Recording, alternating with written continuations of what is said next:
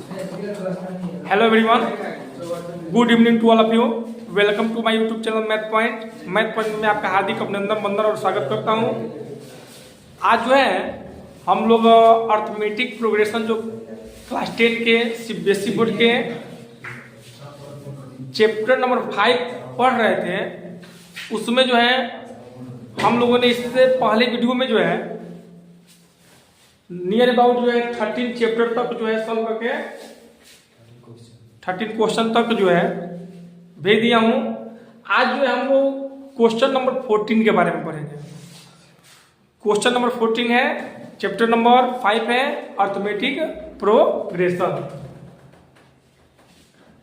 Question का कह रहा है कि find the sum of last 10 term. कह रहा है find the sum of last 10 term. यहां पे देखिए find the sum of last 10 term of AP. AP का टर्म दिया गया है। क्या एपी का टर्म दिया है? 8, 10, 12, 14 dot dot dot dot dot एवं लास्ट टर्म जो दिया है वो दिया है 26। तो पहले हम एपी के टर्म को क्या कर लेते हैं, लिख लेते हैं। एपी का टर्म दिया है तो क्या दिया है, यहाँ पर देखिए क्वेश्चन नंबर 14 है। एपी का टर्म दिया है एपी 8, 10, 12, 14 डॉट डॉट डॉट 126। यहां से जो है हम लोग कर सकते हैं, क्या सॉल्व लिखते हैं। और देखा जाए तो लास्ट टर्म इसका कहाँ है? लास्ट टर्म दिया है 126। तो लास्ट टर्म में हमारे पास हो गया 126 और इससे पीछे का है लास्ट से पहले हमको 10 टर्म का क्या करना है, सम फाइंड करना है। तो यहाँ से मान लीजिए देखा जाए 124 हो जाएगा, इसके बाद होगा टर्म तो 122 हो जाएगा dot dot dot dot dot. तो यहाँ पर देखिए ए बराबर हमने मान लिया 126, डी बराबर मान लेंगे यहाँ से 124 और माइनस 126 और में डी बराबर क्या हो जाएगा? डी बराबर हो जाएगा 2, वो भी कितना का माइनस का। एन बराबर हमारे पास क्या दिया है तो 10 दिया है। एन बराबर क्या मान लेंगे? तो एन बराबर मान लेंगे 10। अब हमें यहाँ से क्या फॉर्मूला लगाना है? एस एन का फॉर्मूला। तो एस एन बराबर क्या होता है? एस एन बराबर होता है n/2 ब्रैकेट में 2a plus n minus 1 into में डी। एस एन हो गया एन हमारे पास 10/2 और 2a का स्थान पे 126 और प्लस का n का स्थान पे 10 माइनस का 1 इंटू में डी रख देंगे। जो जहां वैल्यू है उस वैल्यू को वहां पर क्या किए हम पुट कर दिए हैं। अब यहाँ से जो है हम क्या कर सकते हैं, तो एस एन बराबर लिख सकते हैं 5 और ये 126 गुना 252 और प्लस 9 गुणे डी का वैल्यू कर देंगे यहाँ पर माइनस का 2। एस एन बराबर हो जाएगा का 5 और ये 252 और ये माइनस का 9 गुना 18। यहाँ देखिए क्या कर सकते हैं, तो एस एन बराबर हो जाएगा 5 और ये 200। अब घटाओ यहाँ से तो 12 में से 8 गया 4, यहाँ पे कितना बचा? तो बचा 234। ठीक है। अब यहाँ से एस एन बराबर हो जाएगा 5 चौक 20 और 3 5 15 2 17 और 5 2 10 1 11। कितना आ जाएगा एस एन बराबर? 1170 आ जाएगा। यानी 10 जो है संख्याओं का लास्ट को जो ऐड किया जाए तो 1170 उसका आंसर आएगा। नोट करिए इसको।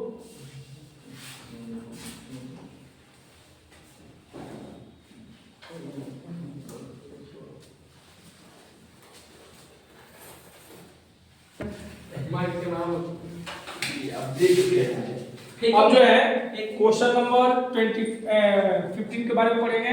क्वेश्चन नंबर 15 को क्या रहा है, तो क्वेश्चन नंबर 15 कह रहा है कि द सम ऑफ द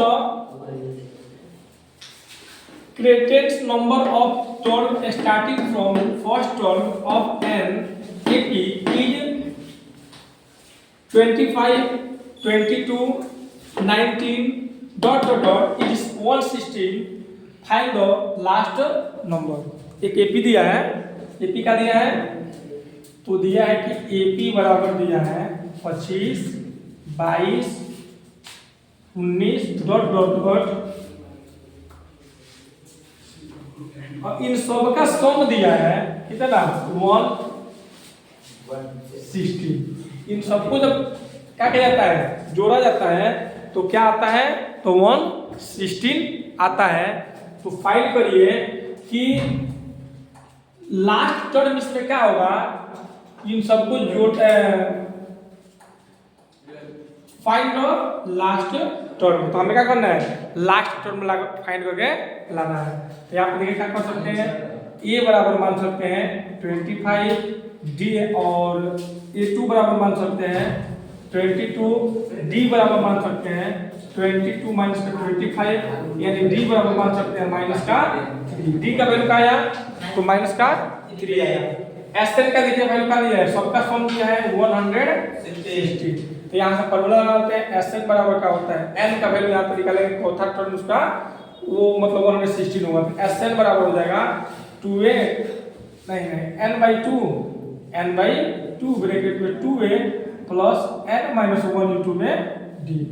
यहाँ पे देखिए एसएन बराबर क्या होगा, n हमें फाइंड करना है 2 और a का वैल्यू दिया है 25 और प्लस का n फाइंड करना है 1 इंटू में d। कॉमन डिफरेंस का दिया है जी, तो कॉमन डिफरेंस दिया है माइनस का 3, ये हो जाएगा। एसएन हमारे पास दिया है 160 इक्वल में n/2 और ये 25 गुना 50 और प्लस का इसका जब गुना करेंगे तो प्लस माइनस माइनस हो जाएगा 3n और माइनस माइनस प्लस हो जाएगा 3। यहाँ देखिए इसको जब गुना करेंगे तो हो जाएगा 232, क्या हो जाएगा 232 n और ये हो जाएगा 50 और 50 53 हो जाएगा ये 53 और माइनस का 3n। यहाँ से इसको जब गुना करेंगे तो क्या होगा देखा जाए तो इसको लिख सकते हैं गुना करने पर तो 53n माइनस का 3n² इक्वल में लिख सकते हैं 232। ठीक है, अब यहाँ से हम इसको इधर ले लेते हैं और इसको उधर ले लेते हैं तो क्या हो जाएगा यहाँ से तो देखा जाए तो हम लोग लिख सकते हैं का 3n² और माइनस का 53n और प्लस का 232 इक्वल में 0। 232 इक्वल में 0। फर्स्ट इंटू यहाँ से क्या करेंगे, फर्स्ट इंटू लास्ट। गुणा करने में क्या आना चाहिए, यहाँ पे लिख देते हैं तो 332 नहीं 32 नहीं 232 और गुणे 3, 3 दूनी 6, 3 3 3 दूनी 6। दो को डिजिट लेना है अपने पास से, जो दोनों डिजिट को आपस में गुणा कराया जाए तो 696 आ जाए और दोनों डिजिट को आपस में जोड़ा जाए चाहे घटाया जाए तो माइनस का आना चाहिए कितना तो 53 आना चाहिए। है कोई संख्या, चलिए इसको देख लेते हैं।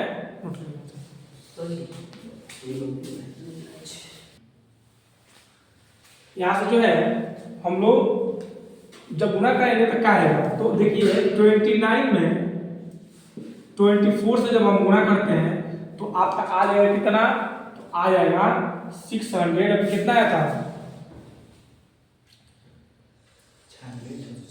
696 गुणा करेंगे तो 696 आएगा और इन दोनों को जब जोड़ेंगे तो माइनस का आएगा 53। तो यहाँ पे देखिए लिख सकते हैं क्या 3n² माइनस का लिख सकते हैं तो लिख सकते हैं क्या इसको 24n और माइनस का 29n और प्लस का 232 0 हो जाएगा बराबर में।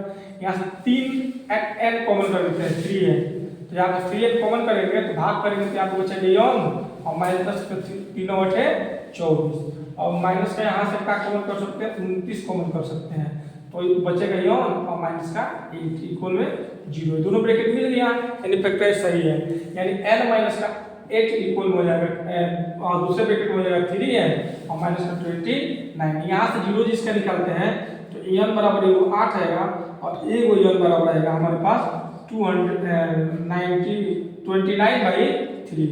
ये 2n का हमारे पास क्या आ जाएगा तो वैल्यू आ जाएगा। अब हमें क्या याद करना है चलिए नोट करिए यहाँ से।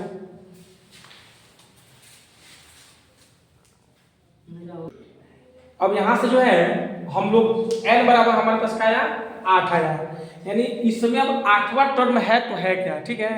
अब ये पूछा था ना कि इन सबका सम 126 है, तो मतलब अब हमें यहाँ पे n का वैल्यू 8 आया, तो 8वां टर्म इसमें है तो है क्या। तो यहाँ से हम लोग क्या कर सकते हैं, थोड़ा सा इरेज कर देते हैं, 8वां टर्म यहाँ से क्या कर लेते हैं, निकाल लेते हैं। तो यहाँ से 8वां टर्म क्या होगा, तो देखा जाए तो A8 इक्वल हो जाएगा A1 और प्लस 8वां टर्म में तो 7D लिख सकते हैं। फॉर्मूला मालूम है, an बराबर होता है a प्लस n माइनस का 1 इंटू में d। इसको हम चाहे तो यहाँ पे वो 8 रखे हैं an, चाहे यहाँ पे कुछ घटाएंगे तो हम 7 लिख सकते हैं, 7D लिख सकते हैं, ठीक है। तो चाहे ऐसे भी लिख सकते हैं, चलिए कोई दिक्कत नहीं है, चलिए यहीं से बता देते हैं। यहाँ पे देखिए A8 अब लिख देंगे, A8 और इक्वल a और प्लस यहाँ पे क्या हो जाएगा 8 माइनस का 1 इंटू में कॉमन डिफरेंस हमारे पास कितना का था, तो माइनस का 3 का था। अब यहाँ पे देखिए A8 बराबर हमारे पास a का वैल्यू कितना था, 25 था, 25 और यहाँ पे प्लस उसमें से माइनस करें तो 7 हो जाएगा, इंटू में माइनस का 3, 7 तरीके 21। A8 बराबर हो जाएगा क्या, तो 25 और 7 तरीके 21, 25, यानी कि इसका जो 8वां टर्म होगा वो क्या हो जाएगा, तो 4 हो जाएगा, 4 इसका जो है राइट आंसर हो जाएगा। Thank you to all of you.